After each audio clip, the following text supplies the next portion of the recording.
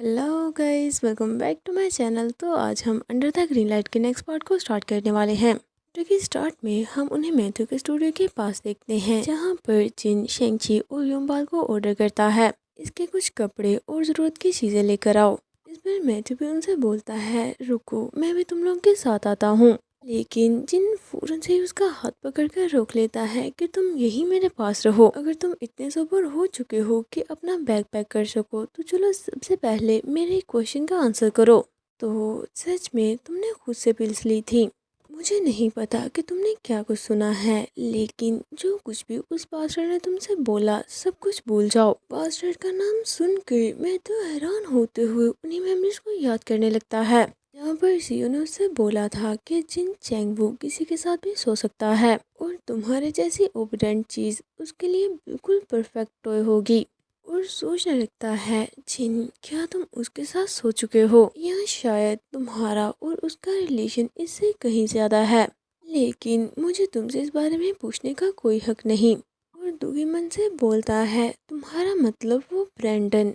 फिक्र मत करो, मैं पहले ही सब कुछ भूल चुका हूँ। इतने में वो दोनों भी मैथ्यू की बुक्स और कुछ क्लोथ्स लेकर वापस आ चुके थे। वो मैथ्यू से पूछते हैं, अगर आपको इसके अलावा कुछ और चाहिए तो आप हमें बता सकते हैं। फिर मैथ्यू बोलता है, नहीं इट्स ओके, बाकी चीज़ें लेने में फिर कभी आ जाऊंगा। इस पर जिन बोलता है, तुम तो ऐसे बोल रहे हो जैसे मैं तुम्हें ये करने दूंगा। दोबारा खुद से तुम यहाँ पर आने की सोचना भी मत। अगर तुम्हें कुछ चाहिए होगा तो ये दोनों तुम्हारे लिए कर देंगे। इस पर मैथ्यू उसे कोई आंसर नहीं करता, बस जिन की तरफ देखने लगा था, जिसे ऐसे अपनी तरफ देखता देखकर जिन उसे पूछता है, तो मुझे आंसर क्यों नहीं दे रहे। मैथ्यू भी बोल देता है, ठीक है मैं ऐसा ही करूँगा। इसे लेने के बाद अब वो वापस जिन के अपार्टमेंट की तरफ जाने लगते हैं, जहाँ पर मैथ्यू रास्ते में सोच रहा था, ज़रूर ही उस मैन की वजह से जिन अपनी लास्ट लिमिट तक पहुँचा है। अगर मैं ये बोलूँ कि मुझे इससे फ़र्क नहीं पड़ता तो ये बात झूठ होगी, लेकिन इस सब से कहीं ज़्यादा ये बात भी बिल्कुल सच है कि आज के बाद से मैं जिनके साथ और ज़्यादा टाइम स्पेंड कर पाऊंगा। जिनके साथ रहने का सोचकर ही मैं बहुत ज़्यादा खुश हो जाता हूँ, इतना खुश कि मैं जिनके सभी वर्ड्स और प्रीवियस मेंस के साथ गुजारा हुआ टाइम अपने माइंड के किसी डार्क कॉर्नर में धकेल सकता हूँ। यानी कि मुझे जिनकी पास्ट लाइफ से कोई फ़र्क नहीं पड़ता। ये सब सोचते हुए वो वहाँ तक पहुँच चुके थे। घर के अंदर जाते हुए जिन मैथ्यू से पूछता है, ये फर्स्ट टाइम है ना जब तुम अपनी होश में इस जगह पर आए हो? और साथ ही अपना फेस टर्न करके मैथ्यू की तरफ देखते हुए स्माइल करके बोलता है, वेलकम टू माई हाउस। इसे सुनकर मैथ्यू को काफ़ी अच्छा लगा था। जिन उसे बोलता है, मेरे पास बहुत से रूम हैं, तो जो भी तुम्हें अच्छा लगे तुम रख सकते हो। फ्रिज में सब कुछ पड़ा है, तुम्हें जो भी चाहिए वहाँ से ले सकते हो। अगर तुम्हें कुछ और खाना हो तो बस योंगबाल को कॉल कर देना। अगर तुम कुछ और भी पूछना चाहो तो पूछ सकते हो। जिस पर मैथ्यू बोलता है, नहीं लेकिन सबसे पहले तुम्हें अपनी मेडिसिन ले लेनी चाहिए। जिन बोलता है, कौन सी मेडिसिन? मैथ्यू कहता है, वही वाली जिनके साथ तुम्हारा वुंड जल्दी हील हो जाएगा। इस पर जिन सीरियसली बोलता है, मैं वो नहीं लूंगा। मैथ्यू डॉक्टर की बातें याद करने लगता है, जहाँ पर डॉक्टर ने उसे बोला था कि इसे दिन में 2 बार अपने वुंड को डिसइंफेक्ट करना होगा और साथ ही नए सिरे से बैंडेज भी करनी होगी। प्लीज़ ये ध्यान रखना कि वो अपनी मेडिसिन ज़रूर ले। मैं ये सब कुछ तुम पर छोड़ता हूँ। कौन जाने कि ये क्या सोचता रहता है, लेकिन आज तक इसने कोई भी मेडिसिन नहीं ली, यहाँ तक कि ये एनेस्थीसिया भी नहीं लेता। जिसे याद करते हुए मैथ्यू मेडिसिन निकाल कर जिनसे बोलता है, ये डॉक्टर ने ऑर्डर किया था क्योंकि मेरी वजह से तुम्हें चोट लगी है, तो चलो मुझे अपनी टेक केयर करने दो। जिन सीरियसली बोलता है, मुझे मेडिसिन की कोई ज़रूरत नहीं, ये खुद ब खुद ही हील हो जाएगा। इस पर मैथ्यू बोलता है, सरप्राइजिंगली तुम तो अभी तक बिल्कुल बच्चों की तरह बिहेव करते हो। ये बात तो जिनको लग चुकी थी, वो थोड़ा इरिटेट होते हुए बोलता है, क्या कहा? आखिर अभी अभी तुमने चाइल्डिश किसे बुलाया है? इस पर मैथ्यू स्माइल करते हुए बोलता है, मुझे गलत मत समझो, मैं बस खुश हूँ क्योंकि अभी अभी मुझे तुम्हारी एक नई साइड देखने को मिली है। लेकिन जिनको उसका चाइल्डिश बोलना कुछ ज़्यादा ही फील हो गया था, वो जल्दी से उसके हाथ से मेडिसिन लेकर एक ही बार में सारी की सारी निकल जाता है। बिल्कुल भी ऐसा नहीं करना चाहता था। मन ही मन वो काफ़ी ज़्यादा मूवी बनाता है, लेकिन ऊपर से वो उसे बिल्कुल भी नहीं दिखाता। मेडिसिन पीने के बाद बोलता है, क्या अब तुम सेटिस्फाइड हो? चलो ठीक है, अब मैं शावर लेने जा रहा हूँ। वो बिल्कुल नॉर्मली चलता हुआ वहाँ से बाथरूम में चला जाता है। जैसे ही वो बाथरूम में पहुँचा था तो डोर बंद करते ही वो बड़ी सी स्माइल करने लगता है। ये बात तो काफ़ी अजीब हो जाएगी अगर एक बच्चा ही मुझे चाइल्डिश बुलाने लगे। और सोचने लगता है चाहे जो भी हो, लेकिन ये सोचकर ही मुझे काफ़ी रिलीफ फील हो रहा है कि वो मेरे साथ एक ही छत के नीचे रहने वाला है। मुझे ये काफ़ी देर पहले ही कर लेना चाहिए था। आखिर मैंने इतनी देर क्यों लगा दी। वो ये सोच ही रहा था कि इतने में बाहर से मेहंदी बोलता है, मैं अंदर आ रहा हूँ।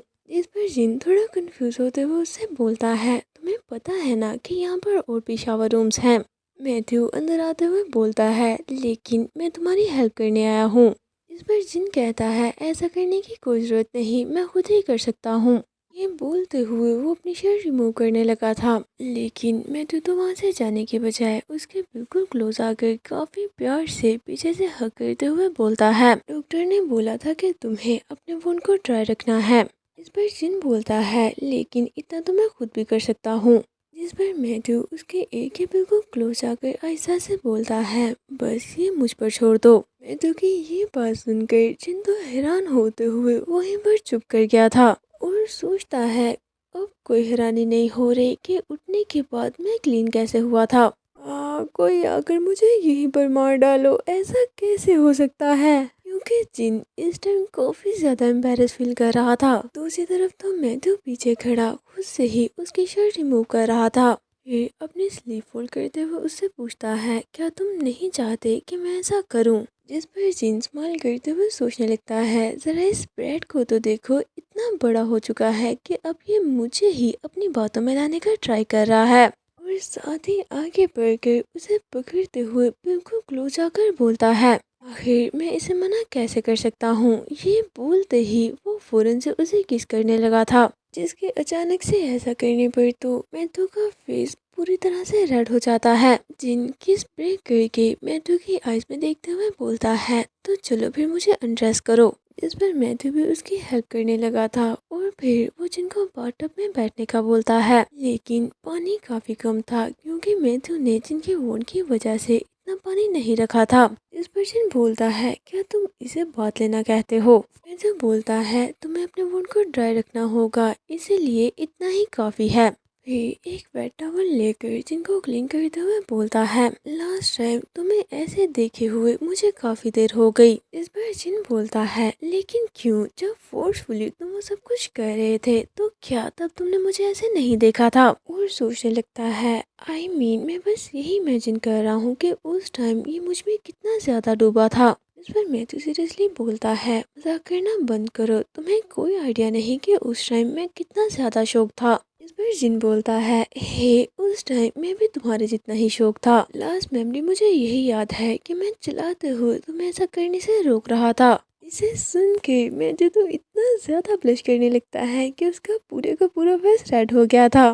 मैथ्यू की ऐसे रिएक्शन को देख के जिन तो जोर जोर से हंसने लगता है। डोंट वरी, मैं तुम्हें ब्लेम नहीं कर रहा, तुम्हें तो इतना अच्छा फील हो रहा था कि तुम खुद को कंट्रोल ही नहीं कर पाए। जिस पर मैथ्यू थोड़ा सैड फील करते हुए बोलता है, हाँ तुमने ठीक कहा, उस टाइम मुझे अच्छा फील हो रहा था। ये बोलते ही वो जिन को चेक करने लगता है, जिस पर जिन काफी ज्यादा चौंकते हुए बोलता है, हे तुम ये क्या कर रहे हो। मैथ्यू दुखी मन से बोलता है, ये पूरी जगह स्वेल हो चुकी है, उस टाइम तो मैं बिल्कुल भी खुद को कंट्रोल नहीं कर पा रहा था।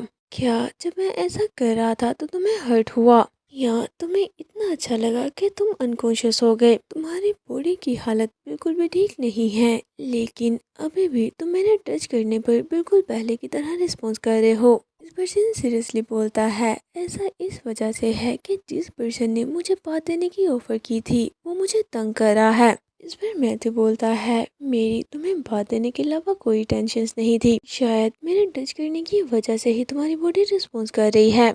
जिस पर जिन सोचने लगता है, क्या हमें वहीं से कंटिन्यू करना चाहिए जहाँ से हमने क्लिनिक में छोड़ा था।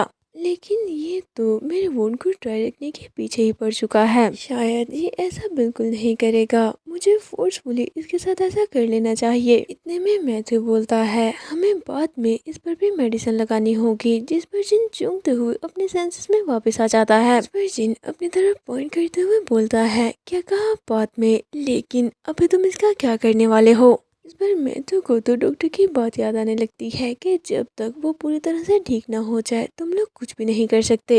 ये याद करते हुए वो सैडली बोल देता है तुम जो चाहो इसके साथ कर सकते हो। सुनकर जिंतु इरिटेट होते हुए बोलता है हे तुमने ये पहले स्टार्ट किया था और अब तुम ऐसे पीछे हट रहे हो। इस पर मैथ्यू बोलता है फिलहाल मैं तुम्हारे साथ ऐसा कुछ नहीं कर सकता। इस पर जिन मैथ्यू को देखकर बोलता है इतना सब कुछ करने के बाद तुम्हारी बॉडी रिएक्ट क्यों नहीं कर रही।